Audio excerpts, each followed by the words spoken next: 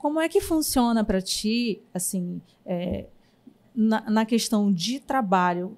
Como tu consegues ver a questão do teu perfil enquanto cristã, né, influenciando no ambiente de trabalho? Isso faz diferença para ti? Hoje faz, Andréia, mas eu te confesso que durante boa parte dos anos aí, eu era uma cristã em sigilo naquele ambiente, assim, eu acho que era como é que eu poderia dizer? Era como se eu fosse...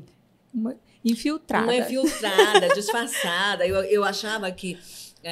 porque... Até falando disso, né? Hoje em dia as pessoas acham que quando você chega numa roda de conversa, ainda mais na área que eu trabalho, que é comunicação, então quando você fala, eu sou cristã, eu sou discípula de Jesus, né? Porque eu tento até já ir por aí, porque há uma imagem tão ruim do mundo, não vou dizer do mundo, mas das pessoas que são evangélicas ou cristãs, que se apresentam como tal. Muitas delas são ligadas a um radicalismo de direita, né, a ser extremistas, ou serem tolas demais, né? Sim. É como se você fosse uma pessoa menos inteligente porque você Sim. acredita em Deus. É como se a religião, e aí eu não estou falando aqui, né, de a religião A ou B, mas por você servir a Cristo é como se você fosse uma pessoa boba. Então eu te confesso que hoje não tenho vergonha de falar que fui uma pessoa extremamente...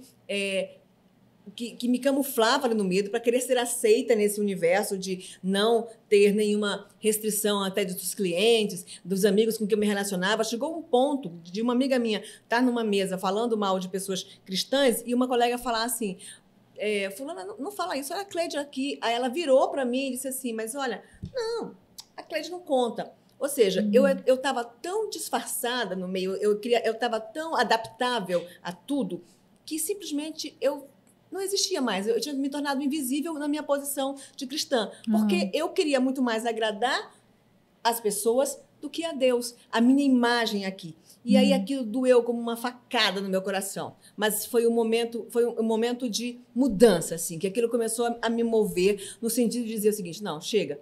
Eu vou fazer, quando tem lá no livro de Timóteo, quando ele fala, né, que nós não nos envergonhamos do Evangelho, né, porque ele é o poder de Deus. E eu estava me envergonhando. Então, eu passei a tomar uma posição diferente. Então, hoje, sim, não que antes eu não fosse, eu realmente escondesse para todo mundo, mas só as pessoas que conviviam muito comigo sabiam da minha fé. Hoje, não. Hoje eu faço questão de falar para a primeira pessoa que eu conheço, dou logo um jeito de encontrar uma brecha, de falar, de realmente estar professando a fé que eu vivo, porque eu acredito que isso tem a ver com a nossa identidade, né? Eu não quero mais viver essa vida falsa, essa vida de mentira para poder agradar as pessoas. Elas precisam me ver e me compreender como a pessoa que eu sou em Cristo Jesus.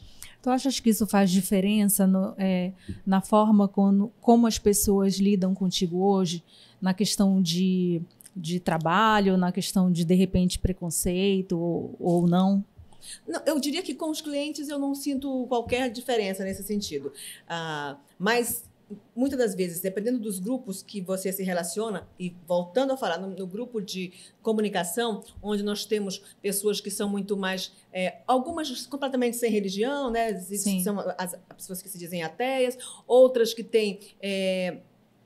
frequentam outros tipos de culto ou que não frequentam nenhum, mas elas sentem mais simpatia por aqueles cultos afrodescendentes, espíritas, que aqui eu estou colocando assim, que é uma questão de como as pessoas percebem que elas passaram a entender que o cristão ele está atrelado a uma ideologia de extrema-direita, o que uma coisa não tem nada a ver com a outra. Eu digo que assim como qualquer profissional ou qualquer pessoa, ele vai ter as inclinações que ele tiver de ideologias. Eu sou discípula de Jesus, eu quero servir a Cristo e não faço essa, na minha vida pelo menos isso não está relacionado. Agora, evidentemente, né, a gente quando passa a defender esses princípios aqui, a gente vai de encontro a uma agenda da sociedade que não é compatível com o que a gente acredita, né? E aí sim, é preciso se posicionar. quando eu falo da criação de filhos, quando eu falo do meu comportamento também dentro da minha empresa,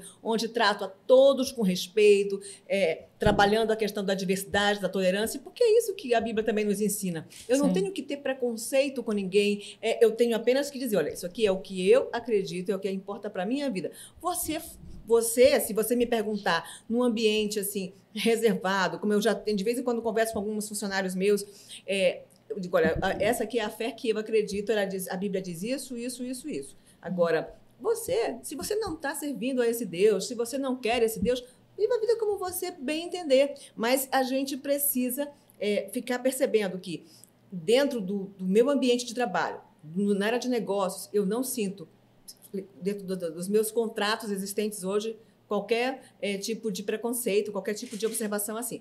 Mas, quando eu circulo dentro de alguns grupos de pessoas, ainda há uma resistência.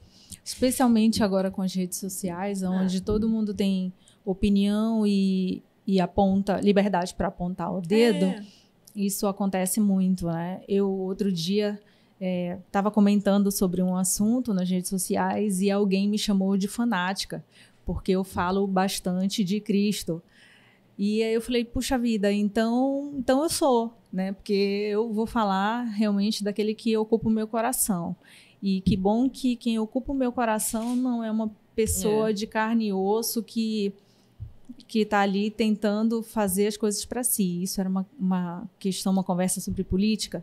E eu falei para ele assim, quem eu acredito veio realmente para servir ao mundo, né? E outro igual não veio ainda. Então, eu realmente, se for para ser chamada de fanática por falar dele, eu aceito.